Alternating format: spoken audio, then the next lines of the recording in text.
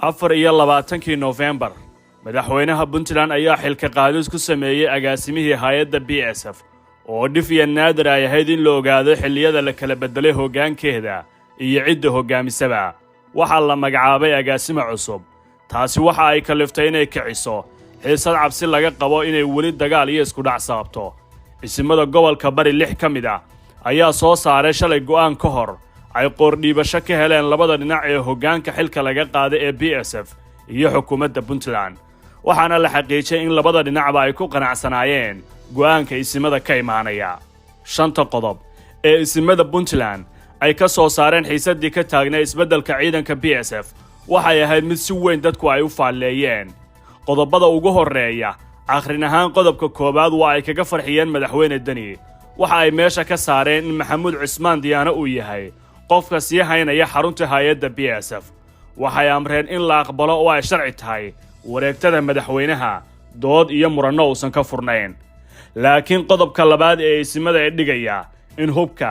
gaadiidka iyo guryaha dhammaan xarumaha BSF ay leeyihiin Maxamuud Cismaan Diyaano waxa lagu fasiray dhaawac weyn oo qodobka koobaad taabanaya madaxtooyadu kama aamusin waxa ay toos u abaarteenayso ogolaan doonin hubka faraha badan xarumaha saldhigyada ahba ay noqdaan kuwa si gaar ah loo leeyahay dadka la socda arrimaha BSF iyo loolanada siyaasadeed ee gudaha mandiqada ka oogan ayaa leh qodobka labaad ee isimadu waxay istaraatiijiyad u tahay loolanka iyo xifaaltan u dhaxeeya Dani iyo Asad maadaama qodobkani soo afjaray damci madaxweynaha Puntland uu ku doonayo inuu sacaboolay ka dhigo dhinacyada ilma Diyaano ee uu kaga guuleystay doorashadii Puntland ee 2019 iyo hurgumaha hoose ee labada dhinac ka dhaxeeya Dani waa uu diiday aqbalida qodobkan waxa uu amar ku baxshay sida ugu dhaqsaha badan lagu wareejiyo dhammaan agabka hubeed xarumaha iyo dhammaan baxaafisada BSF dawladdu waxay sheegtay inay tahay hanti dawladeed oo aan qofna gaar u yeelan karin laakiin laba sheegin sifo intaasi dhaafsan dadka ku xeel dheer arrimaha siyaasadda Puntland waxay leeyihiin laga bilaabo xilligan xitaa haddii madaxweyne Dani iyo saaxiibadiisu ay doonaan inay xoog kula wareegaan hubka iyo hantida BSF waxay ka dhignaanaysaa weerar lagu qaaday hanti shakhsiyadeed maadaama isimada oo ah marjaca ugu dambeeyay ee Puntland ay go'aamiyeen shalay qaraar nuxurkiisu sidaasi ahaa dadka qaarkii waxa maankooda dib ugu soo dhacaya sidii degdeg ahayd ee madaxweyne Dani iyo saaxiibadii ay weerar habeenbar ugu guureeyeen xaruntii baarlamaanka kadib khilaaf dhowr maalin oo qura jiray oo dhex maray hoggaanka xukuumadda iyo gudoomiyihii xilligaasi la riday halka khilaafka Boosaaso uu hadda qaatay wax ka badan 14 maalmood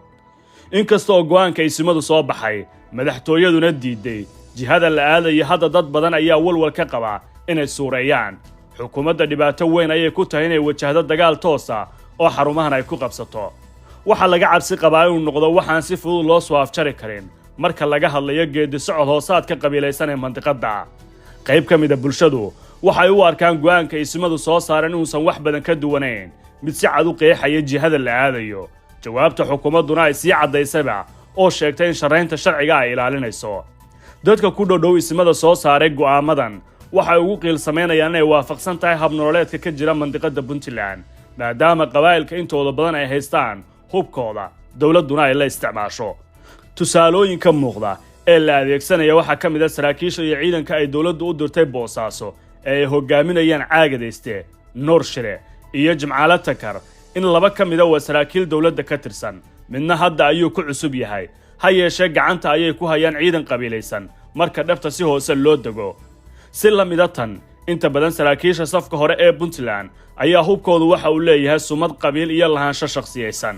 ugu dambeyn hadda madaxtooyadu way diiday go'aanka isimada sidaanu ka ogaanay ila wargala waxay cadeynayaan in xukuumaddu ka fakarayso laba wadiiqo tii ay qaadi lahayd kow howlgal ciidan oo ay ku weerarto xaafadda xerada BSF ay ku taalo waa aag ballaaran oo ay ku dhow yihiin haamaha kaydka shidaalka oo halis gelin kara xaaladda Boosaaso natiijada ka dambaysan ay noqon doonto minaan cidna saadaalin karin